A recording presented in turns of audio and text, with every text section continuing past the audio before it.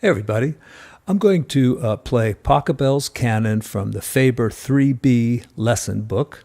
And there's a lot of versions on YouTube, but I'm doing it with Cordy.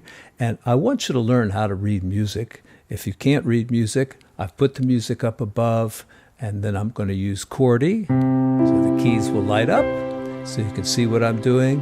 And maybe this will help you learn to read, because that's really the best way to learn a song. Either figure it out by ear, read it from the music, not watching somebody's fingers on YouTube. But if this will help you, I'm glad.